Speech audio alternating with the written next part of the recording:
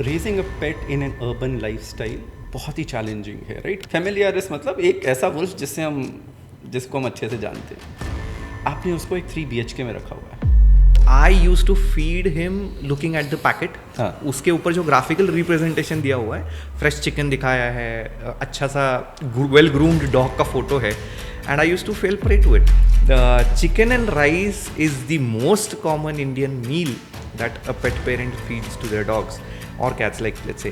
But what do you feel? Is it good? Is it bad? बहुत simple way है किसी भी label को रीड करने का, चाहे वो अपना लेबल हो चाहे वो डॉग फूड का लेबल हो। इसका जवाब अगेन कंट्रोवर्शियल हो सकता है और मैं उसे प्रीफेस करना चाहूँगा कि आई रिस्पेक्ट एवरीबडीज रिलीजन। बहुत ही मल्टीकल्चरल सोसाइटी है हमारी। How to notice that my dog is obese? Second is, what are easy steps to tackle it? Third is, if there is a severe case, what to do? तो अगर आप historic context देखो तो human beings के साथ dogs होना दुनिया का सबसे नेचुरल चीज़ है। ये हिस्टोरिक कॉन्टेक्स्ट है। 3 जो मेजर चैलेंज है जो एक पेट पेरेंट सॉल्व करना चाहता है, सबसे बड़ा तो नहीं। Urban pet parents are evolving. A lot of people are adopting new dogs and cats, and they are bringing it in their urban homes. They are not just pet parents, they are researchers, they are learners. They are asking the questions like, am I feeding the right diet? Am I giving the right nutrition?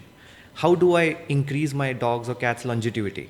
And today's topic is focused on bringing up a pet in an urban lifestyle.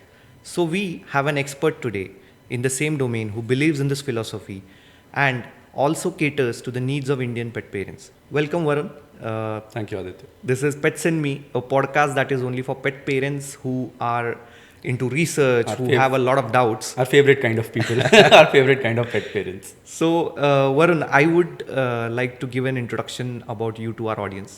So, Varun is basically the CEO and founder of GNV Commodities. GNV Commodities is one of the leading brands in India to getting all the world's best pet food in India accessible and affordable.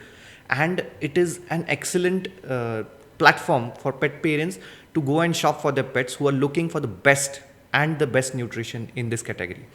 So Varun, again coming back to you, I would love you to give an introduction. What is your story in coming down in the pet domain? How did it ring the bells, and what was the entire thing? Aditya, मुझे नहीं पता कि ये कितने लोगों की भी story है, स्पेशली इस इंडस्ट्री में, क्योंकि इस industry is like built with a lot of heart. But 2012 में I met a dog and I fell in love. तो नई नई जॉब स्टार्ट की थी, नया नया फ्रीडम मिला था, और जो पहला चीज़ किया मैंने वो I got a beagle puppy. और my job took me across the world, Japan, Egypt, Europe. और नोटिस किया कि यार जब भी वापस आ रहा था मैं, तो मेरी अटैची में मेरे खुद के कपड़ों की जगह नहीं थी। मैं सिर्फ अपने बडी के लिए चीज़ें ला रहा था। और फिर इवेंचुअली हमने सोचा कि ऐसे 200-500 पेट पेरेंट तो होंगे हमारे जैसे, जो इंडिया के प्रोडक्ट और सर्विसेज देखते हैं और उनको लगता है कि यार इससे तो बेटर कर सकते हैं हम। और वहाँ से GNV की शुरुआत हुई। आज हम मोर देन 12 ब्रांड्स करते हैं। हर brand some of the global best है अपनी कैटेगरी में। हम ऑलमोस्ट 2000 रिटेलर्स को सप्लाई करते हैं, कन्याकुमारी से लेके कश्मीर तक, अंडमान निकोबार में भी हम सप्लाई करते हैं। तो बट सब शुरू वहीं से हुआ कि जब I met a dog and it was love at first sight, and that love has been sustaining us as an organization for the last 9 years. Great, Varun. And you definitely are a pet parent yourself, and I'm sure raising a pet in an urban lifestyle has its own challenges and all. So what do you feel कि अभी का Indian landscape अगर हम देखेंगे तो what do you feel is a challenge of a pet parent who is raising a pet in an urban lifestyle? Raising a pet in an urban lifestyle बहुत ही challenging है, right? क्योंकि अगर आप एक थोड़ा ब्रॉडली सोचने की कोशिश करते हो, आपको पता है कि आपके पास कौन सा डॉग है? I have a German Shepherd. German shepherd. कितना परसेंटेज DNA उसका वुल्फ से मिलता है? कितना परसेंटेज है जो कि ओवरलैप है उसका वुल्फ से? Almost. राइट, 99%। तो आप अब देखो ना कि एक कार्निवोर जो 99% वुल्फ से मिलता है, जिसका लिटरली लैटिन नेम जो है वो है कि कैनस लूपिस फेमिलियारिस, राइट? कैनस लूपिस वुल्फ, फेमिलियारिस मतलब एक ऐसा वुल्फ जिसको हम अच्छे से जानते हैं। आपने उसको एक 3 BHK में रखा हुआ है, वो हंट नहीं कर पाता। वो मेरे पास में बीगल है बट मैं वो रैबिट हंट नहीं करता right? वो सोफे से नहीं उतरता। एक कार्निवोर जिसको आपने एक ऐसा अनफॉर्चुनेटली लाइफस्टाइल दिया हुआ है जो बहुत ज़्यादा उसके सूटेबल नहीं है। और हम डॉग्स की भी क्यों बात कर रहे हैं, हम अपनी बात कर लेते हैं। Most of the diseases, the challenges that we face as humans today are lifestyle challenges, lifestyle diseases, and it is the same for the dog. तो बेसिक प्रिंसिपल, बेसिक जो चैलेंज है वो ये है कि आपने एक डॉग लिया है, चाहे वो एक शित्जू है, चाहे वो एक बीगल है, चाहे वो एक इंडी है, चाहे वो एक जर्मन शेपर्ड है, और आपने उसे एक अर्बन एनवायरनमेंट जहाँ की अपनी बहुत सारी लिमिटेशंस है वहाँ पे रखा हुआ है। This dichotomy, right? This mismatch is what causes most of the issues. So Varun, simpling it down to our followers and viewers, what are the 3 major concerns that you feel is a challenge for an urban pet parent? देखो Aditya, like with everything else, 3 जो major challenge है जो एक पेट parent solve करना चाहता है। सबसे बड़ा तो न्यूट्रिशन है, वो उससे बड़ा पिलर, चाहे वो क्वांटिटी ऑफ न्यूट्रिशन हो चाहे वो क्वालिटी ऑफ न्यूट्रिशन हो, दोनों में काफ़ी कंसर्न्स हैं। दूसरा ऑब्वियसली एनरिचमेंट है, राइट? हम न्यूट्रिशन को फिजिकल तौर पे देखते हैं, हम एनरिचमेंट को एक तरीके से मेंटल हेल्थ के तौर पे देखते हैं। हम बोलते हैं कि यार क्या आपका डॉग उस एनवायरनमेंट में क्या फुलफिल्ड है as a dog, right? Not as a like. तो that is the second pillar of a good pet parent, right? The third, and it might be a little controversial, is grooming. अगर आपका dog को आज के time में वो well groomed है, उसको स्किन इश्यूज नहीं है, और आपके पास में एक अच्छा ग्रूमर है who knows what he is और she is doing, I think अगर ये 3 चीज़ें अपन ने सॉल्व कर ली तो most of the challenges of pet parenting are done. तो न्यूट्रिशन, बिहेवियर और ट्रेनिंग और मेंटल एनरिचमेंट और ग्रूमिंग, ये 3 चीज़ें हैं जो एक पेट पेरेंट का कंसर्न भी है। अगर आप 100 पेट पेरेंट से पूछते हो तो 70 इन तीनों में से कि एक चीज़ का चैलेंज बताएंगे। और ये 3 सबसे बड़े फैक्टर्स हैं जिनको हम सॉल्व कर लेते हैं तो हमारा पेट पेरेंटिंग ईजी बन जाता है, फन बन जाता है। It just is the right thing to do for our pets. But Varun, I would like to just what I notice in the market today is that मुझे ऐसा लगता है कि challenges what you said is absolutely true, but what I feel is it is overshadowed by the emotional part of pet parenting. That is, pet parents usually are very easily neglecting the nutrition part. They are definitely on the grooming part. They have that understanding कि हमारे पेट को groom करना है and हमें उसको अच्छा दिखाना है basically, but what is happening in side a pets body is what nutrition is for. So nutrition is directly linked with your pets health, and I somewhere feel when I speak to pet parents that it is an overshadowed thing. People don't know what to buy. This is the first problem. Second is, if they know what to buy, they are not able to understand which brand to go with and which product to actually choose for the what breed they have. So coming down to the nutrition part, as I feel it is a very unexplored area in the viewer's mindset. तो आप मुझे बता सकते हैं कि what exactly nutrition for a carnivore looks like? Yeah. So I think Adit, I loved the fact कि आपने last में बोला nutrition for a carnivore. Exactly. क्योंकि सबसे बड़ा चैलेंज स्पेशली इंडिया में, देखो हमारे pet parents are some of the most involve pet parents anywhere in the world. Involve हैं वो समझना चाहते हैं, वो जानना चाहते हैं, वो रिसर्च करना चाहते हैं, बट कहीं ना कहीं ऐसा लगता है जो हमारी कल्चरल बैकग्राउंड है वहाँ पे हम कभी कभी ये आइडेंटिफाई नहीं कर पाते कि हम एक कार्निवोर को पाल रहे हैं. और मैं कैट्स की तो बात ही नहीं कर रहा हूँ मैं सिर्फ डॉग्स की बात कर रहा हूँ. A dog is a carnivore, right? क्या उसका जो न्यूट्रिशनल फिलॉसफी है, क्या जो हमारी न्यूट्रिशनल अप्रोच है एज अ पेट पेरेंट, क्या हम एक कार्निवोर को उस हिसाब से फीड कर पा रहे हैं? बहुत सारे लोग आके पूछते हैं कि हम किबल खिलाएं या हम फ्रेश फूड खिलाएं या हम होम कुक्ड खिलाएं। और मुझे ऐसा लगता है कि वो सवाल जो है वो एक सेकेंडरी सवाल है। प्राइमरी सवाल ये है कि आप कुछ भी फॉर्मेट खिला रहे हो, आप किबल खिला रहे हो, आप फ्रेश फूड खिला रहे हो, आप होम कुक्ड खिला रहे हो, कोई भी इन तीनों में से फॉर्मेट खिला रहे हो, आप इंग्रेडिएंट्स क्या चूज़ कर रहे हो। अगर आप घर का खाना खिला रहे हो, क्या आप ये इंश्योर कर पा रहे हो कि वो बैलेंस्ड है? क्या आप इंश्योर कर पा रहे हो कि उसमें राइस एंड चिकन है या जेन्युइनली चिकन एंड राइस है? राइट, that is अगर आप किबल खिला रहे हो, क्या आप ये पता कर पा रहे हो कि वो किबल में अंदर क्या है? और मैं फ्रंट ऑफ द बैक की बात नहीं कर रहा हूँ। क्या उस किबल का लेबल आप पढ़ पा रहे हो? क्या आप समझ पा रहे हो कि लेबल कैसे पढ़ना है? अगर आप so called packaged fresh food खिला रहे हो तो एक बार देखो कि क्या इंग्रेडिएंट्स है उसके। पहला सवाल एज अ पेट पेरेंट, क्योंकि आप एक कार्निवोर को फीड कर रहे हो, should be, has to be कि इंग्रेडिएंट क्या है उस फूड के। और सेकंड क्वेश्चन शुड बी कि अच्छा, अब मैंने इंग्रेडिएंट्स चूज कर लिए, क्या मैं उसको किबल फॉर्म में खिलाऊं या फ्रेश फूड फॉर्म में खिलाऊं या होम कुक फॉर्म में खिलाऊं या मिक्स करूं सबको। तो वो पहला क्वेश्चन इंपॉर्टेंट है Aditya, and this is something that I actually see more and more pet parents asking कि अच्छा, आपने बहुत ही सुंदर डॉग बना रखा है अपने बैग पे और आपने बहुत सारे फ्रेश फ्रूट्स और सब कुछ बना रखा है फ्रंट ऑफ द बैग में, है अंदर है क्या उसके? That is exactly what I fell prey to. I had a Labrador for my entire life. He lived for 14 years, and I call it a full life. Yeah. So I used to feed him looking at the packet. हाँ. उसके ऊपर जो graphical representation दिया हुआ है, fresh chicken दिखाया है, अच्छा सा वेल ग्रूम्ड डॉग का फोटो है, and I used to fall prey to it कि हाँ, that is the best I can do for my dog, because I had that time not entered this domain and Yeah. I had no knowledge about it. तो like me, there are millions of pet parents in India that fall prey to the graphical representation on the back.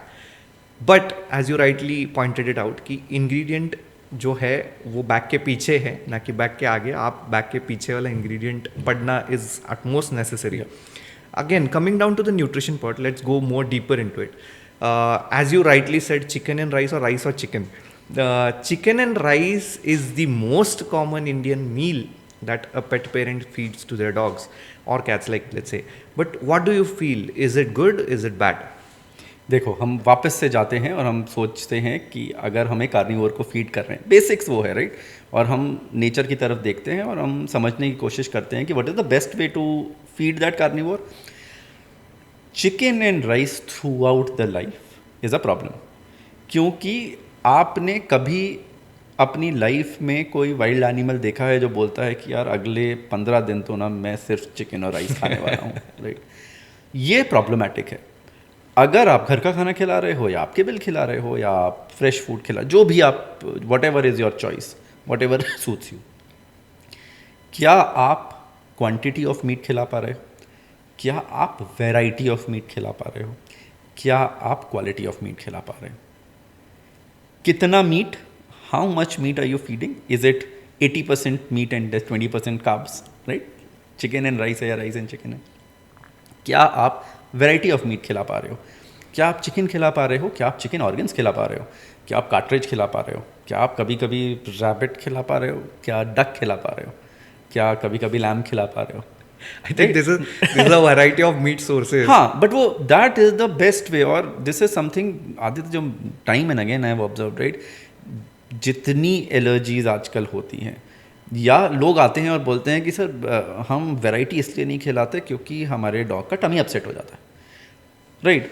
Very common problem. हाँ, but tummy upset इसीलिए होता है क्योंकि बेचारे ने पूरी ज़िंदगी चिकन खाया है और आपने जैसे ही उसका कोई प्रोटीन सोर्स चेंज किया उसकी टमी अपसेट होगी, राइट? आपकी भी होगी, मेरी भी होगी। But that is basically pointing to the direction कि यार आपको variety of meat is super important.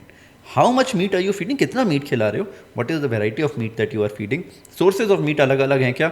Even उस पर्टिकुलर सोर्स में क्या हम मसल मीट खिला पा रहे हैं, क्या हम ऑर्गन मीट खिला पा रहे हैं, क्या हम कार्ट्रिज खिला पा रहे हैं, राइट? क्योंकि that is the most natural way of feeding your dog. क्या हम क्वांटिटी ऑफ मीट अच्छा खासा खिला पा रहे हैं? वेर वी आर सेइंग कि यार एज अ कार्निवोर 80% मीट है, 20% गुड कार्बोहाइड्रेट्स हैं, परहैप्स राइस है, परहैप्स वेजिटेबल्स है, परहैप्स पम्पकिन है। तो कोई भी फॉर्मेट ऑफ फूड आप खिलाइए, right.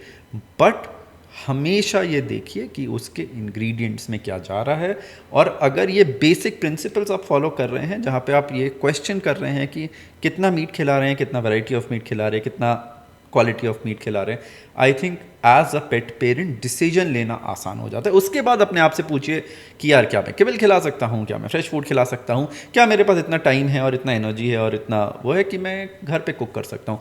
All three are valid approaches as long as ये जो बेसिक्स क्वेश्चंस आप पूछते हो। और जब आप बैग की बात करते हो, द थिंग इज कि डॉग चूज नहीं कर रहा है फूड, एग्जैक्टली ह्यूमंस चूज कर रहे हैं, राइट। तो अगर एक बहुत ही सुंदर गोल्डन रिट्रीवर बना हुआ है खुश सा आजकल, और उसमें बहुत सारे मीट और वो बने हुए हैं, आप एक बार पलटा के देखिए। बहुत सिंपल वे है किसी भी लेबल को रीड करने का, चाहे वो अपना लेबल हो चाहे वो डॉग फूड का लेबल हो। फर्स्ट इंग्रेडिएंट सबसे ज़्यादा होगा, जो फर्स्ट मेंशन्ड इंग्रेडिएंट है वो क्वांटिटी वाइज सबसे ज़्यादा होगा। सेकंड इंग्रेडिएंट उससे कम होगा, थर्ड इंग्रेडिएंट उससे कम होगा। और ऑनेस्टली स्पीकिंग पहले 5 से 10 इंग्रेडिएंट पढ़िए, 90-95% फूड 5-10 इंग्रेडिएंट में ख़त्म हो जाता है। बाकी एडिटिव्स होते हैं थोड़े बहुत, राइट। उसके over and above there is nothing that is there. Read the label again and again of any food that we adding, और उसमें अगर आपको क्वेश्चंस है, राइट, उसमें आपको फिर समझना है कि अरे यार उसमें फ्रेश मीट है कि नहीं है, उसमें बहुत ज़्यादा बाय प्रोडक्ट्स हैं कि नहीं है, उसमें बहुत सारे वेजिटेबल प्रोटीन आइसोलेट्स और ऐसी चीज़ें हैं जो आपके कार्निवोर को नहीं खानी चाहिए। तो perhaps that is not the food that you should be choosing. Again any food, right, चाहे वो किबल के फॉर्म में हो, चाहे वो फ्रेश फूड के फॉर्म में हो, चाहे वो होम कुक के फॉर्म में हो, that is something that you really. और मैं आदित्य इसका एक स्टेप और आगे जाऊंगा, राइट। मैं बोलूँगा कि नॉट ओनली फूड, ट्रीट्स भी अगर फीड कर रहे हो एग्जैक्टली तब भी देखो big quantity of treats are fed in India. और हम वो इमोशनल और थोड़ा सा प्यार बांटने के एंगल से खिला रहे हैं, but we are not cutting down the food. हम न्यूट्रिशन का और क्वांटिटी का अगर बात कर रहे हैं, तो if you are feeding treats to your dogs, people are not aware कि अगर that should not exceed 10 to 20% of the whole day ka diet. So again, treats is a big concern. I am definitely going to come down to it, but before that I would take you to a very might be a controversial thing. We are a country with spiritual beliefs and regional habitual beliefs हैं कि जहाँ पे non-vegetarian foods are not much popularized in certain communities, but also as in country, in a week almost humans also not eat more than twice or thrice of non-vegetarian food. So in इस scenario में अगर I have a dog and cat and I definitely understand they are a carnivore, so how do I manage if I'm not cooking at home definitely non-vegetarian food, तो हम उसको कैसे manage कर सकते हैं कि उसका न्यूट्रिशन भी सेटिस्फाई हो जाए and as far as my beliefs are not also hurt. Aditya, इसका जवाब अगेन कंट्रोवर्शियल हो सकता है और मैं उसे प्रीफेस करना चाहूँगा कि आई रिस्पेक्ट एवरीबडीज़ रिलीजन। बहुत ही मल्टीकल्चरल सोसाइटी है हमारी, सब टाइप के बिलीव्स हैं और कल्चरल प्रैक्टिसेस हैं, बट मैं बहुत स्ट्रांगली बोलूँगा कि ये कल्चरल प्रैक्टिसेस हमारे हैं। आई अंडरस्टैंड चैलेंजिंग है मीट फीड करना घर पे। मेरे खुद के फैमिली में चैलेंजेस हैं कि वी डोंट कुक और वो सब। एज अ पेट पेरेंट ये आपका फ़र्ज़ है कि आप बेस्ट पॉसिबल चीज़ अपने डॉग के लिए चूज़ करें। आपने लिया है उसको, आपका दैट वाज योर चॉइस। कैसे, और बहुत ही प्रैक्टिकल सॉल्यूशंस है उसके करने के। मैं ये बिल्कुल नहीं बोल रहा हूँ कि you have to start handling meat. मैं समझता हूँ कि वो किबल खिलाओ। मैं एक कस्टमर को जानता हूँ बेस्ड आउट ऑफ गुजरात, घर में बहुत ही स्ट्रिक्ट वेजिटेरियन से कुछ भी अलाउड नहीं है। वो अपनी गैराज में, उसकी एक एक्टिवा है, उसकी डिक्की में फूड रखता है। रोज़ दिन में 2 बार डिक्की खोलता है, अपने डॉग को सर्व करता है, उसका डॉग सफाचट कर देता है। Very high level of commitment that I can see. It is the point that I am trying to make is कि आपने चूज़ किया एक डॉग को अपने घर लाना, आपका ये फ़र्ज़ है कि आप बेस्ट पॉसिबल चीज़ उसके लिए करो, राइट। वो बीमार पड़ता है तो उसके लिए करो on a daily basis, you do that, right. कैसे कर सकते हैं? बहुत सारे वेज एंड मीन्स है उसके लिए। We can go head, for example kibble ऐसे वाले केसेस में बहुत ही कन्वीनियंट हो जाता है, कवर्स ऑल द बेसिस। अच्छा किबल खिलाइए, घर में भी नहीं रखना है तो थोड़ा सा बाहर कहीं पे रखिए बट खिलाइए। तो ये आदतें मैं कंट्रोवर्सी क्रिएट करने की बिल्कुल कोशिश नहीं कर रहा हूँ, बट मैं this is my firm believe कि यार as a pet parent right, और एज अ पेरेंट राइट, अगर मेरा डॉग है या मेरा बच्चा है और उसको कुछ उसके हेल्थ के लिए, उसके वेल बीइंग के लिए अगर कुछ चाहिए तो वो चाहिए राइट, वो चाहिए, वो that is something that is my responsibility right. मैं ये भी बोलूँगा कि at the end of the day God ने उसको वैसा बनाया है। Exactly. आप अगर उसके टीथ देखते हैं, उसका डाइजेस्टिव सिस्टम देखते हैं, आपको ये समझ में आएगा कि वो एक कार्निवोर का डाइजेस्टिव सिस्टम है, वो एक कार्निवोर के टीथ हैं। तो आपके वो क्यूट शिज़ू भी 99% वुल्फ है। तो again this would be my suggestion, a very humble suggestion, that people may be vegetarians and people may be vegan, but your dog is neither of the two. See, there are new age options अभी जो भी vegan food के आ रहे हैं। Again the jury is out, मुझे नहीं पता कि वो कितने इफेक्टिव हैं, अगेन जेन्युइनली नहीं, बट मेरे हिसाब से एक हाई क्वालिटी किबल यूज़ कीजिए। बहुत ज़्यादा ऐसे वो नॉनवेज की तरह स्मेल नहीं करता है। It is much easier to do that in a country like India. So, as I rightly said, smell is one of the factors why pet parents don't go that road. I had a customer, like a very good client of mine, who is purchasing a certain brand for a very long time, and then we shifted down to a very natural meat source kibble, and again regional traditional beliefs, and the pet food started smelling. The house was in chaotic thing that this is a really bad thing because it is hampering the religious belief. I definitely understand that concern, but after a period of 7 8 days 10 days 15 days, the dog started showing up a very good result in terms of his coat, in terms of his health, and the customer was more positive on continuing the same food. So this is something, unless you try, I feel you won't taste the nectar of it. So Aditya, I'm telling you, like again, I belong to a basic like a vegetarian household, or I think the very first time my grandmother touched an egg was for my dog. उन्होंने अपने बच्चों के लिए भी नहीं कभी पकाया, उन्होंने अपने ग्रैंड चिल्ड्रन के लिए भी कभी टच नहीं किया, बट आप समझ रहे हो, वो था, उसको भूख लगी थी, खाने का कुछ चैलेंज था, उन्होंने बोला कि needs to be done. She was what 80+, ज़िंदगी में पहली बार ने कहा यार करना है इसके लिए, और किया। So Varun, again, you have been into the formulation side and you know all the ingredients in and out well.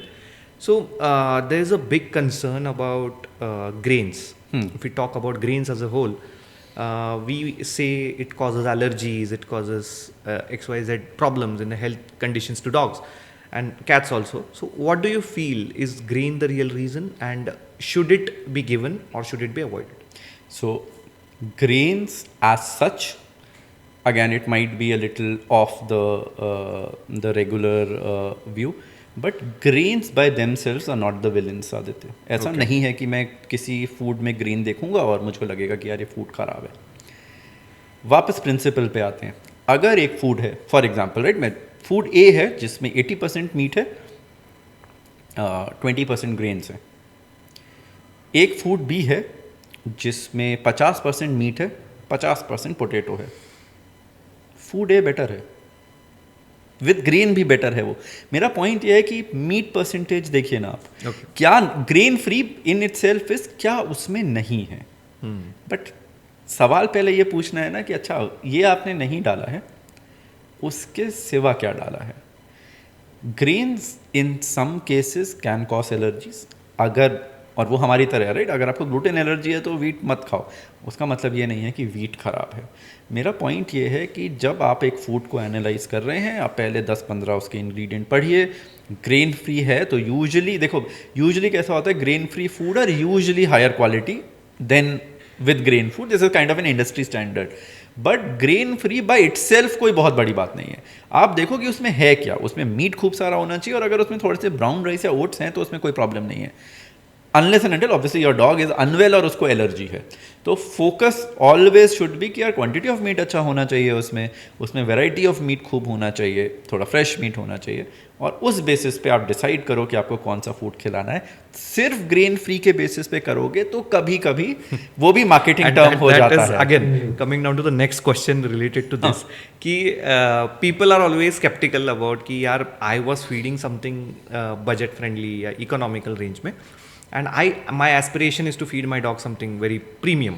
सो हम प्रीमियम जब बात करते हैं तो उसके साथ we are always in that taboo कि premium is always expensive.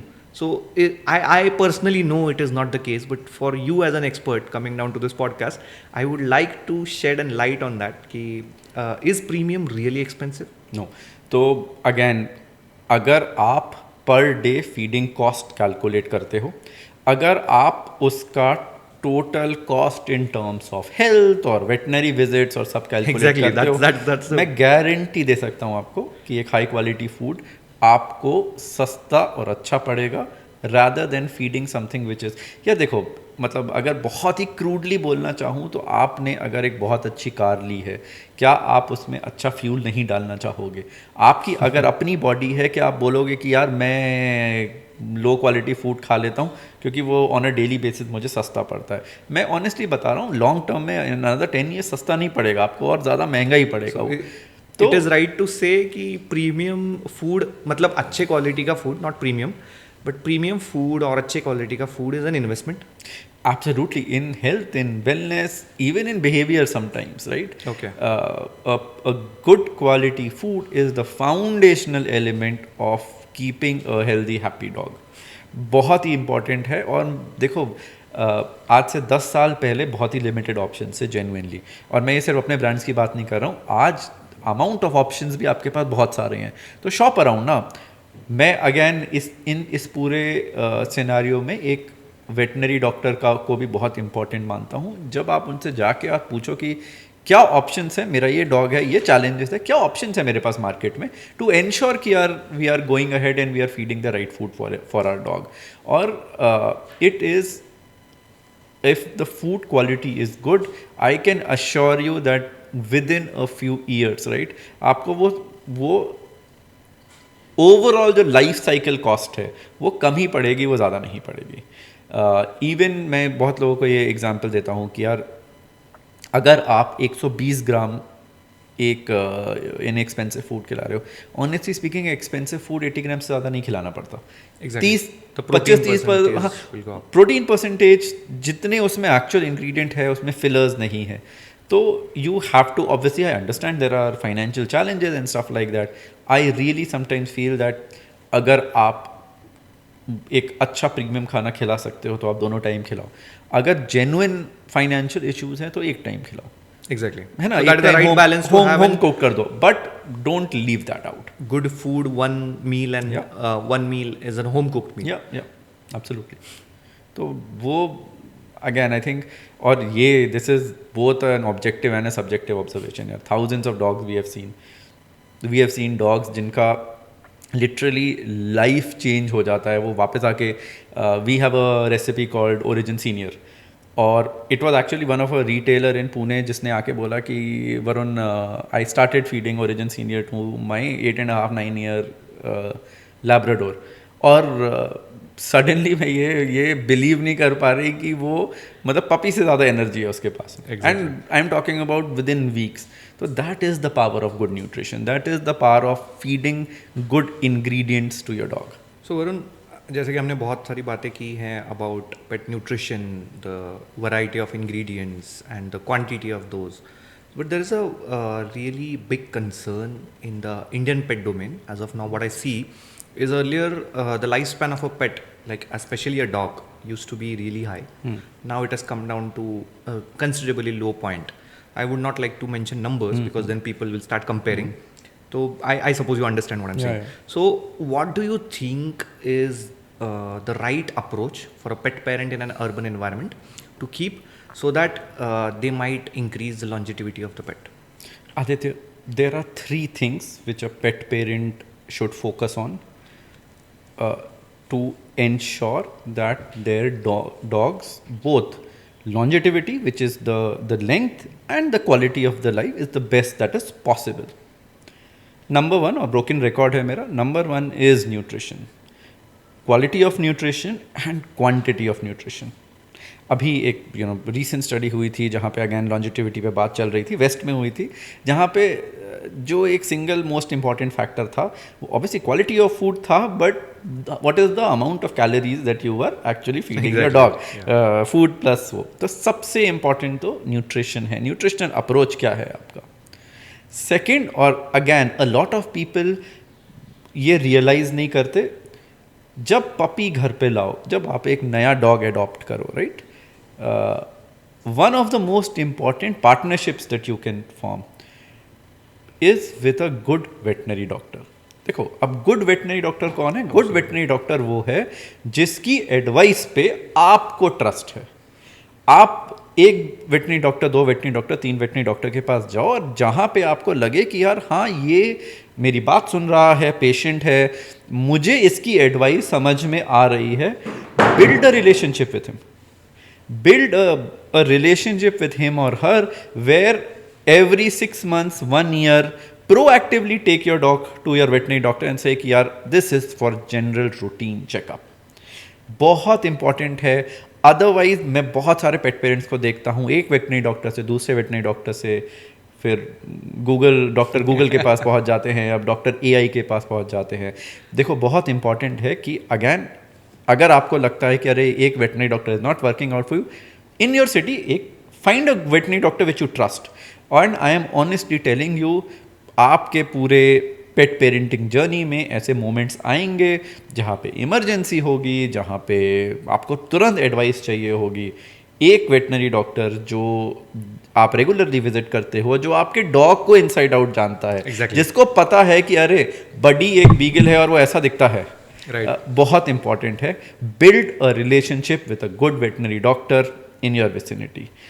Third, which again so many people in India, so many pet parents in India miss out on, find a good groomer. Okay. Pet parent, veterinary doctor और groomer, मुझे ऐसा लगता है कि ये 3 parents की तरह हैं। इन तीनों की पार्टनरशिप है जिसकी वजह से डॉग हमारा हेल्दी हैप्पी रहता है।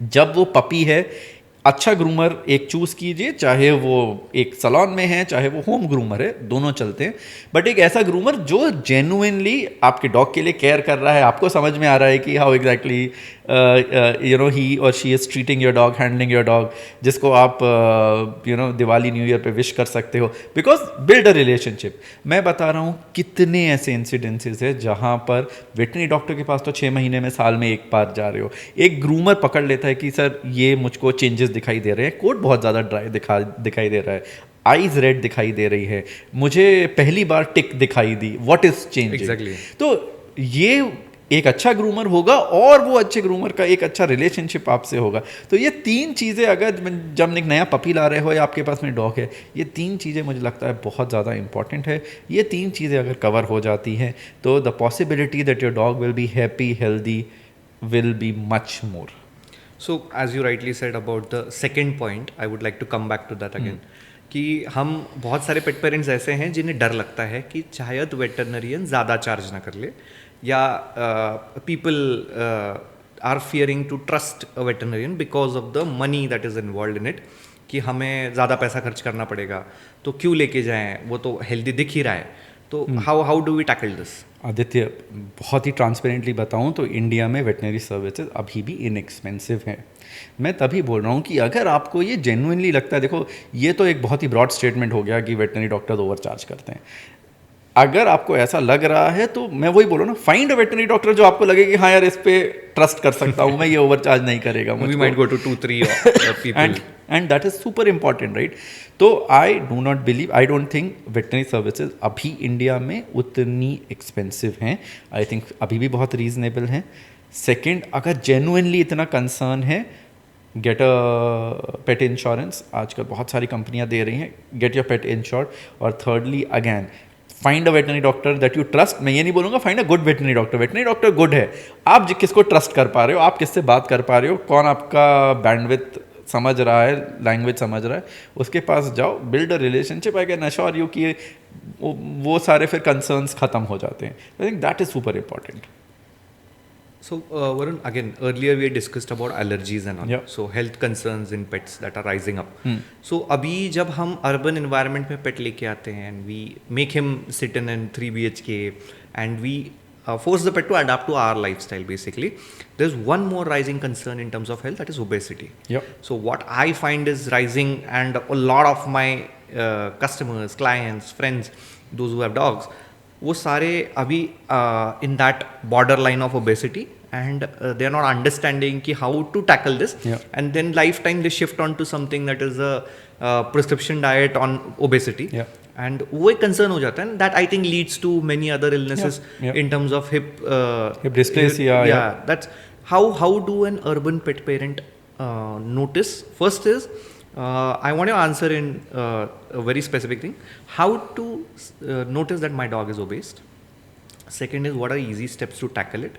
Third is, if there is a severe case, what to do? So, Aditya, obesity is one of the biggest concerns that a urban pet parent has. Forget urban pet parent about their pets, even for themselves, that is one of the biggest India thing. में ही है या हर जगह है? सब जगह है। India में उतना नहीं है, और ये ग्लोबली जैसे जैसे ह्यूमन ओबेसिटी बढ़ती है वैसे वैसे पेट ओबेसिटी बढ़ती है, तो उसका ग्राफ बहुत सिमिलर है। कैसे जज करें, एक वेटनरी डॉक्टर ने मुझको सिखाया था, और मुझे वो बहुत ही अच्छा लगा वो तरीका, वेयर उन्होंने बोला कि यार जो डॉग का रिबकेज है, वो रिबकेज पे हाथ लगाओ और अपने हाथ को देखो।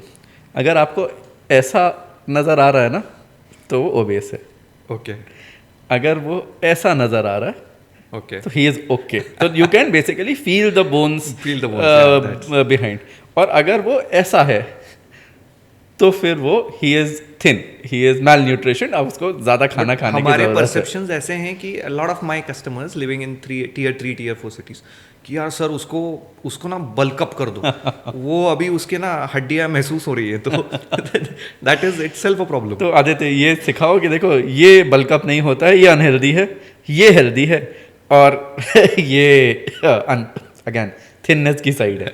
तो आई थिंक वो सिखाना पड़ेगा। ये काफ़ी कल्चरल है, you know, I am a Punjabi, तो हम लोग या तो कभी बोलते ही नहीं कि मोटा है राइट, हमारे यहाँ बोलते हैं कि हाँ। तो yeah I think this is a cultural thing. Having said that, I think super important है कि वेट कंट्रोल में रखें। That is the first thing, is कैसे, हाउ डू यू टेल।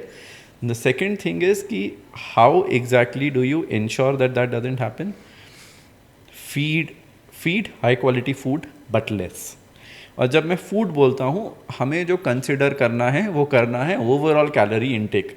तो विच बेसिकली मीन्स कि फूड प्लस जो treat पूरा खानदान मिलकर खिलाता है उसे, क्योंकि वो you know love affection show करता है, तो everybody, this is very common, everybody teacher. Lot of pet parents, मेरे customers, they have this problem कि मैं तो खिला रहा हूँ, मेरी माँ उसको बहुत प्यार करती है, and she keeps on feeding that biscuits and all the treats. You cannot love somebody to death. You shouldn't. Obviously. You shouldn't. तो ओवरऑल कैलोरी, राइट। और मैं ये बोलता हूँ कि बहुत बार कभी कभी तो फूड चेंज करने की भी ज़रूरत नहीं पड़ती। उनसे बोलो कि यार 6 महीने ना ट्रीट बंद कर दो। एग्जैक्टली, ठीक है। अगर, क्योंकि होता क्या है, पीपल डोंट रियलाइज कि यार 30% ऑफ कैलोरीज तो ट्रीट से ही जा रही थी उसकी। अगर वही 6 मंथ्स के लिए एलिमिनेट कर दिया ना, कई बार वजन उससे ही कम होने लग जाता है।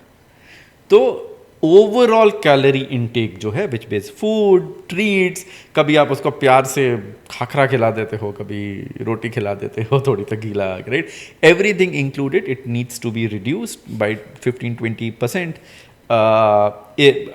And make sure that the quality of the food is high, the quantity of the food it can be less. Again, I really tell people कि यार देखो, obesity से वापस हेल्थ की तरफ लाना चैलेंजिंग है, क्योंकि फिर क्या है, बिहेवियरल इश्यूज भी हैं। आपके भी बिहेवियरल इशू है क्योंकि आपको बहुत प्यार आ रहा है, उसके भी बिहेवियरल इशू है क्योंकि उसे तो खाने की आदत है, right.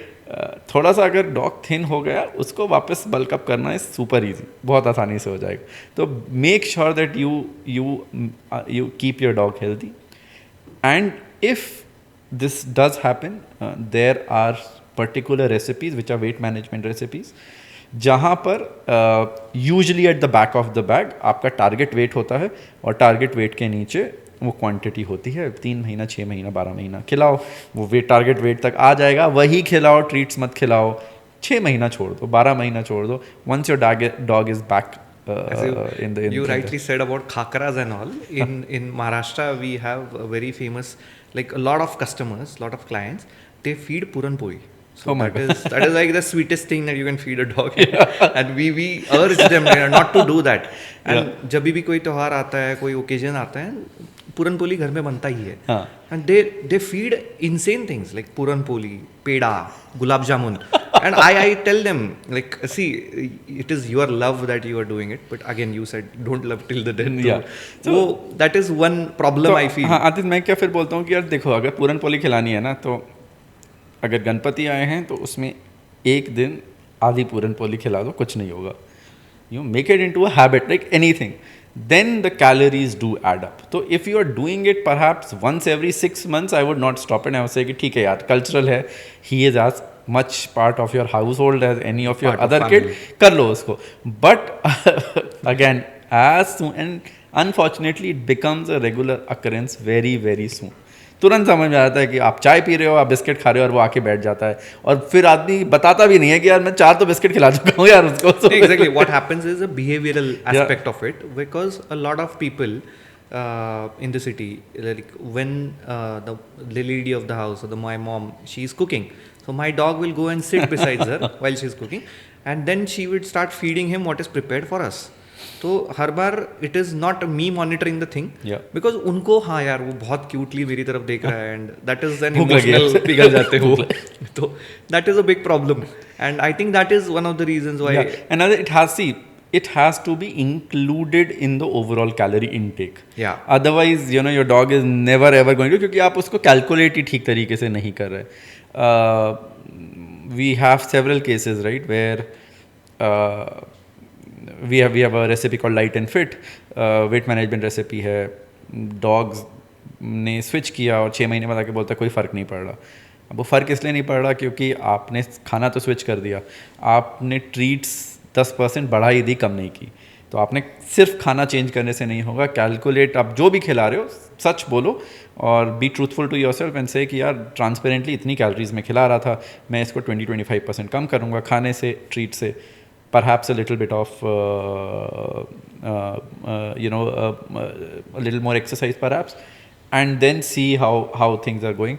I can assure you, once the calorie goes down, the weight does go down. आजकल there, at least in bigger cities, Aditya, there are some other solutions like hydrotherapy है. कोई डॉग बहुत ही ओबीस है, चला नहीं जा रहा है, उससे और उससे तो हाइड्रोथेरेपी है, और वो बहुत सारी चीज़ें हैं वो करने को. बट मुझे ऐसा लगता है कि वहाँ तक क्यों पहुँचना, उससे पहले ही अगर थोड़ा सा कंट्रोल कर ले तो things become easier. So again summing it up to our viewers, what are the ingredients जो वेट लॉस में हेल्प करता है for an urban pet parent obviously. So jot down the ingredients. अगर आपके पास डॉग है जो कि ओबेस्ड है और अगर आपको उसका वेट लॉस कराना है तो what should be feed? So Aditya, one go-to option is a weight management recipe. क्या there recipes है जिसमें अमाउंट ऑफ कैलोरीज कम होता है, 15-20% कम होता है, और आप कोई भी ब्रांड का यूज़ कर सकते हो.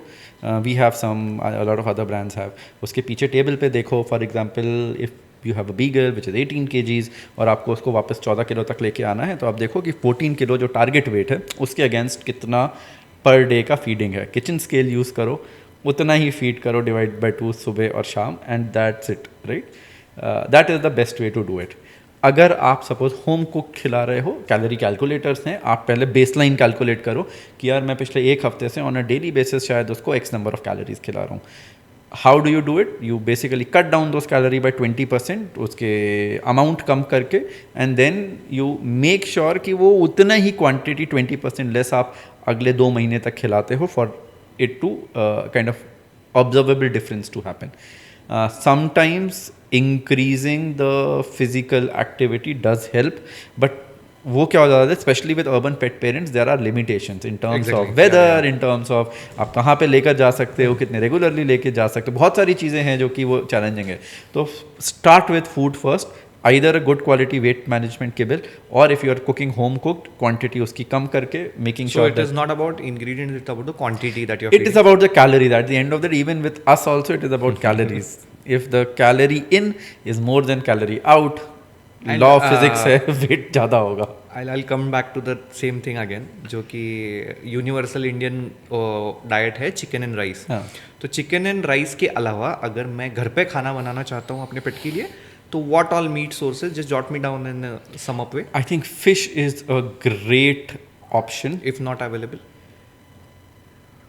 So again, two ways, right? If you are cooking at home, I would really encourage people कि यार अगर चिकन यूज़ कर रहे हो तो use a little bit of organ meat, a bit of muscle meat and cartilage. Bones मत use कीजिए अगर चिकन यूज़ कर रहे हैं. कार्टिलेज जो सॉफ्ट हड्डी होती है वो आप यूज़ कर सकते हैं. अगर आप किबल खिला रहे हैं तो मेक श्योर कि उस किबल में या तो उस किबल में मल्टीपल सोर्सेस ऑफ प्रोटीन है, और उस ब्रांड में अलग अलग किबल है जिसमें डक है, लैम्ब है, चिकन है, फिश है. It is super important. देखो इसमें दो एडवांटेजेस हैं, राइट. एक एडवांटेज है that your dog is getting fed which is closer to mother nature, right. कि जैसे मदर नेचर में उसे फीड कर रही थी, there are variety of meats that he is getting. It is just a more healthier approach to eating. Secondly, वो जो बहुत सारे लोग बोलते हैं ना, अरे डॉग मेरा बहुत पिकी है, इसके सिवा कुछ नहीं खाता है, वो भी बहुत हद तक सॉल्व हो जाता है अगर if you keep on changing. उसको मना करने से पहले खुद ही चेंज कर करके देखो ना, it becomes easier that way. So I think these are two basic advantages which variety of meat is really needed. And one more concerns that a normal pet parent has is like, मेरा dog बहुत सालों से एक ही तरीके का food खा रहा है, अगर मैं उसको शिफ्ट कर दूँ और वो नखरे करेगा, obviously he will not touch the food, he will not eat for days, then how do we tackle that? तो when you are transitioning the food, दो चीज़ें हैं, राइट. एक तो धीरे धीरे ट्रांजिशन करो. अगर आपका डॉग है जो एक ही टाइप का किबल, एक ही टाइप का प्रोटीन सोर्स बहुत सालों से खा रहा है, जब आप उसे डक को या लैम्ब को या फिश को ट्रांजिशन कर रहे हो तो मेक श्योर आप उसे हर रोज़ 20% ज़्यादा देते हो. एक आध दिन अगर वो खाना नहीं खाता है तो that is absolutely okay, don't worry about it. Next day he will do it, right. If a lot of people also come back and say कि अरे टमी अपसेट हो जाता है. The tummy upset is actually a symptom कि यार जो उसका गट flora and fauna है वो बहुत ही फोकस हो चुका है सिर्फ एक टाइप का मीट डाइजेस्ट करने के लिए. धीरे धीरे चेंज कीजिए. बहुत इंपॉर्टेंट है कि आप मल्टीपल सोर्सेज ऑफ मीट खिलाएं. Your dog will be healthier, he will be less picky, his gut health will be better. There are a host of advantages. Unless and until आते there is a genuine health condition, right. अगर कोई health condition है जिसकी वजह से नहीं कर पा रहे हो, आई अंडरस्टैंड कि यार you know you cannot do it. 99% of the dogs can do it. This is to sum up with quality and quantity again. Yeah. We came down from there. So nutrition is necessary. तो आप multiple meat sources focus करें. Yeah. Then it is about the quantity what you're feeding, the calorie intake that you're targeting for your Yes. dog. And third is lifestyle. Obviously, you need to exercise your dogs and all those things are Yes. basics. सो अभी dogs की बहुत सारी बात कर ली हमने. अभी एक interesting topic पे आते हैं, because a lot of cat parents are also watching. And again comments में बहुत सारे रिप्लाइज आएंगे कि आपके कैट के बारे में कुछ बताया नहीं. So let's just give an overview about what kind of animal that is. Obviously you said dogs are carnivorous, तो हाउ अबाउट कैट्स? सो देखो, जब मैं बोलता हूँ डॉग्स आर कार्निवोरस, एक स्पेक्ट्रम है जहाँ पे हम शायद ओमनीवोरस हैं. डॉग्स जो है वो और कार्निवोर की साइड आता है. कैट्स जो हैं वो ऑब्लिगेट कार्निवोर्स हैं. मतलब वो लाइक साउथ पोल ऑफ कार्निवोरिज्म पे बैठी है. मतलब वो एक्सट्रीम कार्निवोर्स हैं. उसका मतलब ये है कि बहुत सारे ऐसे अमीनो एसिड्स हैं जो कि अगर कैट को मीट ना मिले तो वो प्रोड्यूस नहीं कर पाती. तो for survival, right, a dog might not thrive on vegetarian meals but might live, might sustain. Cats will not. Cats are obligate carnivores. They are extreme carnivora in mother nature, and they need to be fed that.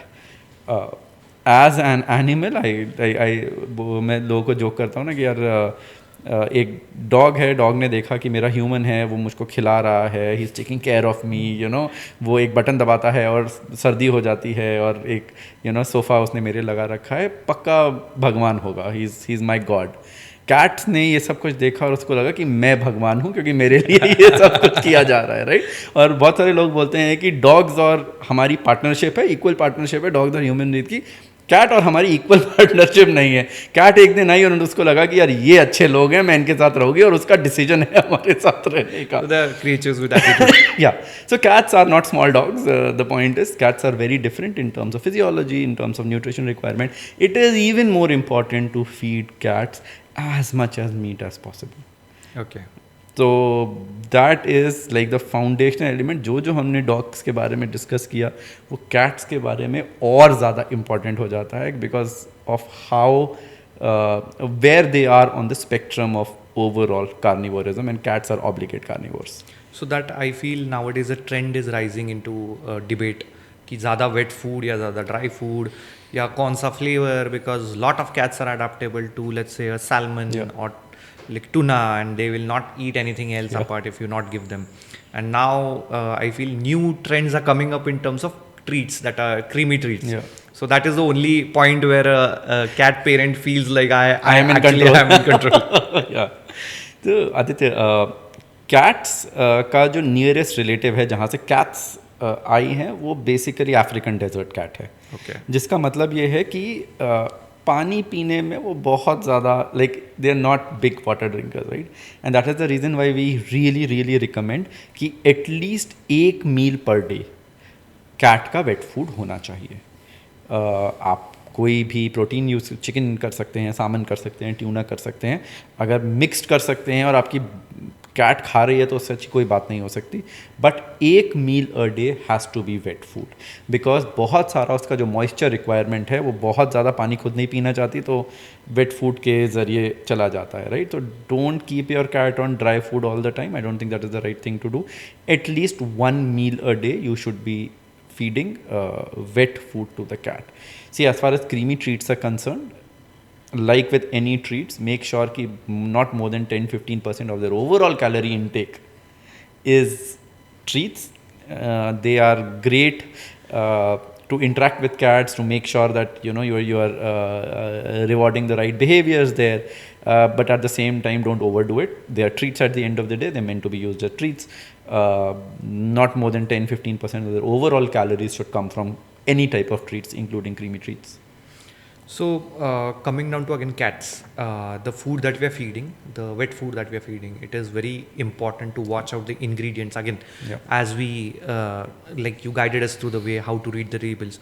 Is there anything specific you want to share it to our viewers about the cat parents who are listening to this podcast, how to read the labels, and which ingredients will actually boost the longevity of a cat? Right. So usually what happens, Aditya, is that for wet food, usually the first ingredient is water, क्योंकि वो सबसे ज़्यादा होता है उसमें।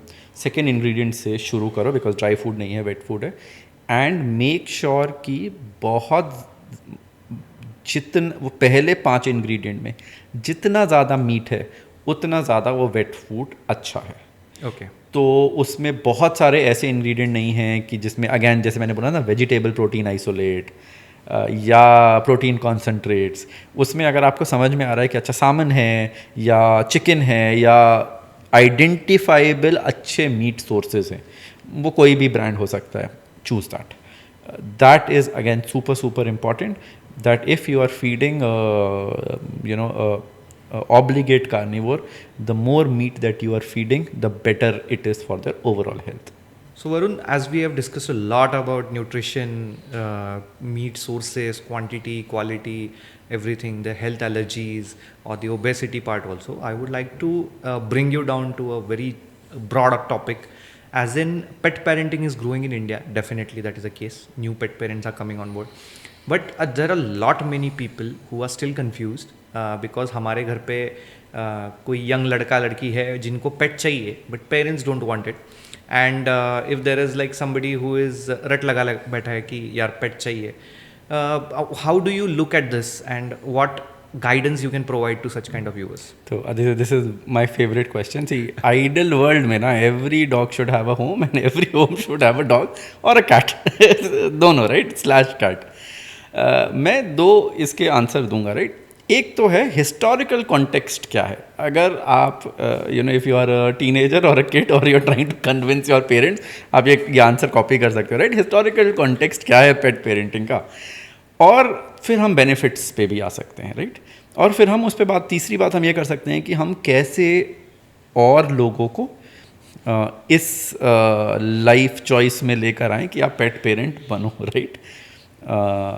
देखो, पहला जो, और this is a very relevant part, right? बहुत सारे लोग आजकल ये बोलते हैं कि अरे अर्बन इंडिया, अर्बन सिनेरियो से स्ट्रे डॉग्स हैं, इवन पेट डॉग्स हैं, बहुत सारे लोग अगेंस्ट होते हैं और ये नहीं होने चाहिए, right?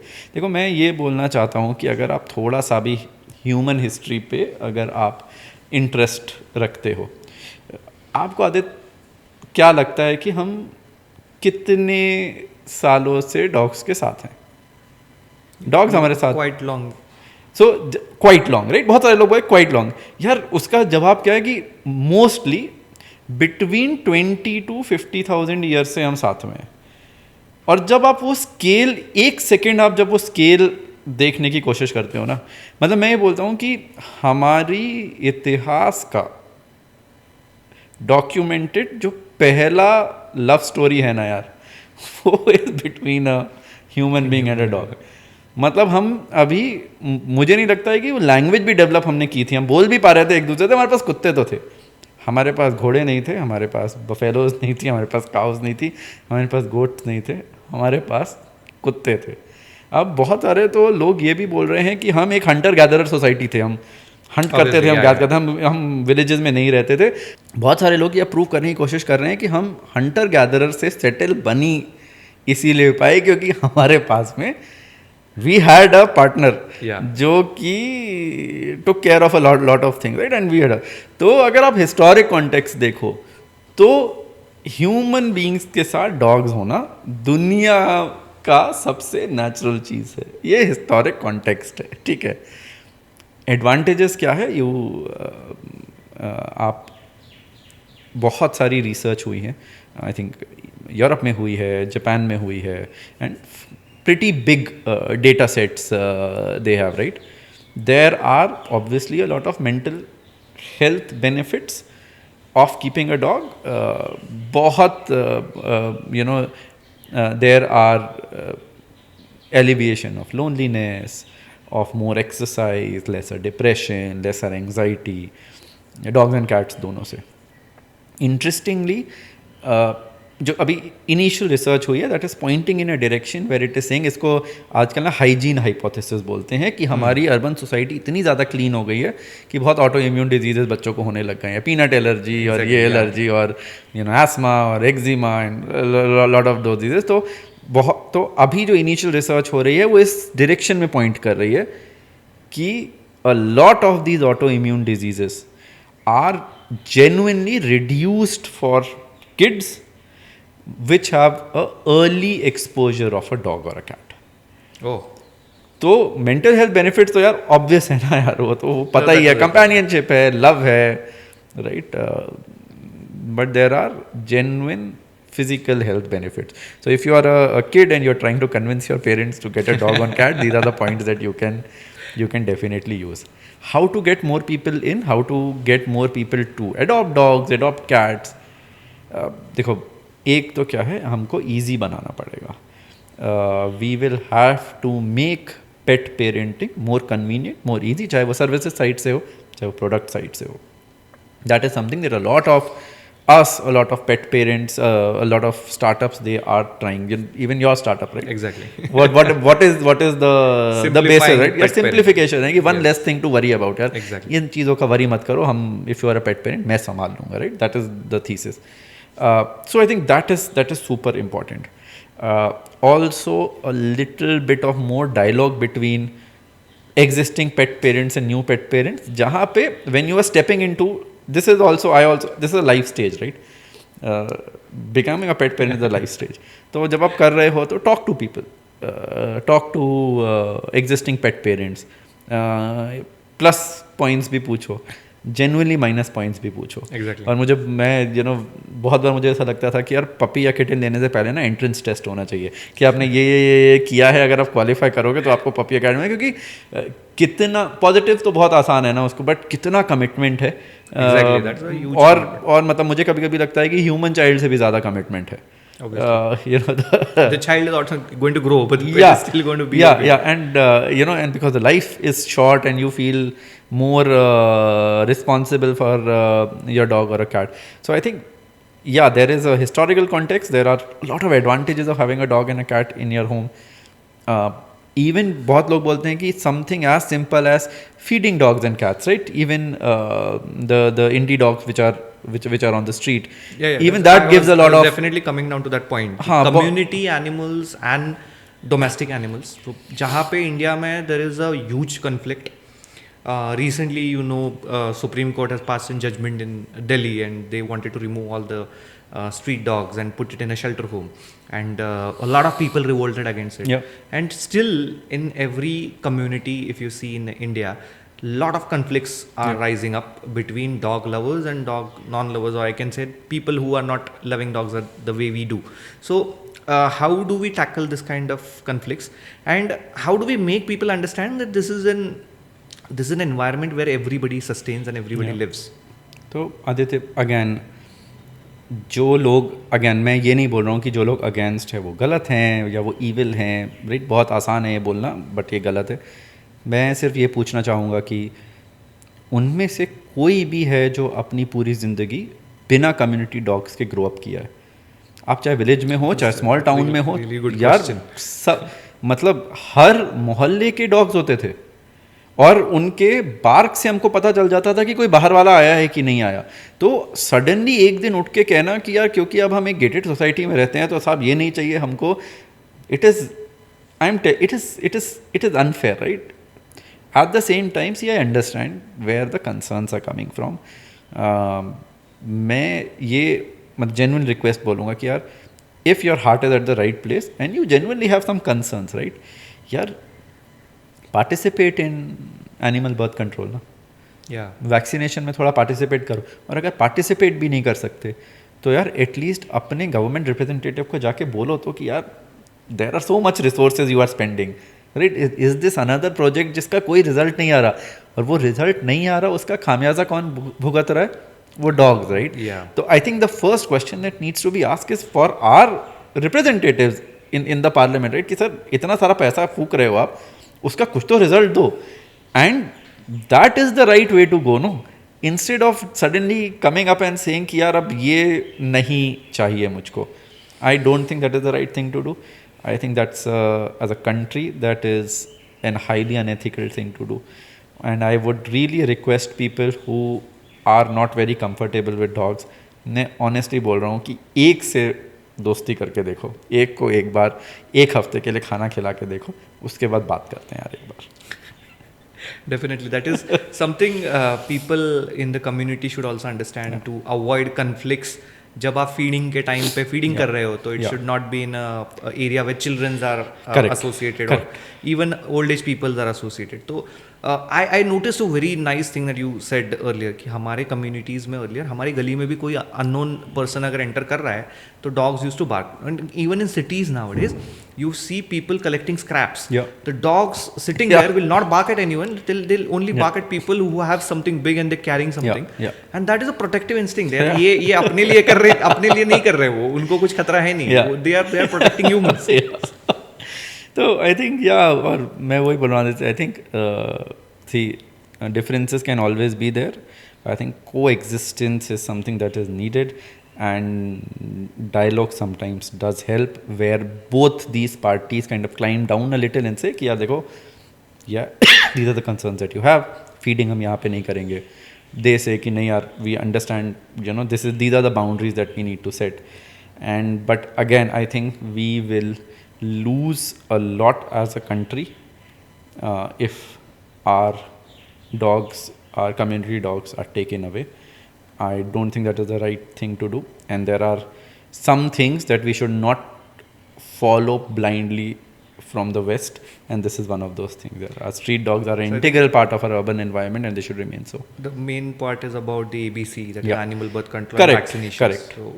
So and we the basic point is we know how to do that humanely. Exactly. The only thing is we need to question the local government and then say कि यार if ABC is being spent on, where are the results and how you are doing it, rather than saying कि यार अब इनको मार दो या हटा दो यहाँ से. And accountability of what they're doing. So definitely, Varun, it was really an insightful conversation, Thank you. and thank you for joining us on the podcast. And it was really great having a talk with Thank you. Any last messages to our viewers? Yeah, I think getting a dog or a cat in your life is one of the best experience that you can have as a human being. If you are somebody who is on the fence, I am telling you, take that jump, take that leap of faith, and you will thank this podcast for introducing you to a facet which you perhaps would not have been able to experience until you become a pet parent. I think it's one of the most wonderful things that we can experience as a human being, and I think everybody should experience it. So, to all the viewers, thank you for watching this podcast until the end. This is Aditya again saying goodbye and welcoming you to the next podcast that will bringing more experts from the domain who share insightful conversations with us.